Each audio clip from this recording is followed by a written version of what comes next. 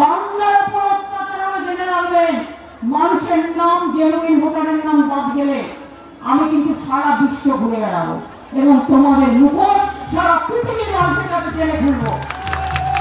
আমি কখনো দেশের ব্যাপারে আমি বিশ্বকে জানাই না, চুপচাপ থাকি, কিন্তু এবার কিন্তু আমি মুখে লোকপ্লাস্টার লাগিয়ে থাকবো না। আমাদের মাটির ওপর অত্যাচার হলে, ভাষার ওপর অত্যাচার হলে আমি বিশ্ব বাংলা সারা বিশ্বকে জানাবো এই সরকার কিভাবে মানুষের উপর অত্যাচার করছে, অগণতান্ত্রিক কায়দায় মানুষকে তার সব ক্ষমতা কেড়ে নিচ্ছে। আপনি আমাকে 100 দিনের কাজে টাকা দেন না, 4 বছর আমার যায় আসে না, আমরা কর্মশ্রী করেছি। আপনারা বাংলার বাড়ির টাকা দেন না, আমরা 45 লক্ষ করেছি, পরে 10 লক্ষ করেছি, আরো 16 লক্ষ টাকা ডিসেম্বরে বাদবাকিতে দেবো মে মাসে, তারপরে যেটুকু বাকি থাকবে সেটাও দিয়ে দেবো। আপনারা রাস্তার টাকা দেন না, পথশ্রী আমরা অনেক করেছি, আরো করবো আগামী দিন।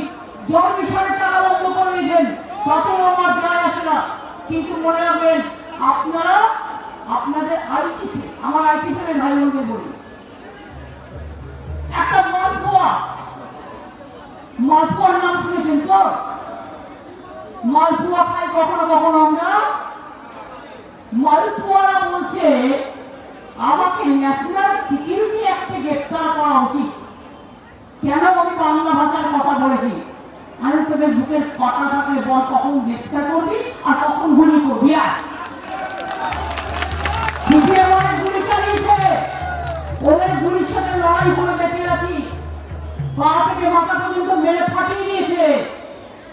সেই লড়াই করে যদি বাঁচতে পারি, তোদের তো যে পিঁপড়ের মতো ওড়াবো, পিঁপড়ের মতো ওড়াবো। একদিন জঙ্গল মহলে মানুষকে পিঁপড়ে খাওয়াতিস, সেদিন কেউ খবর নাওনি।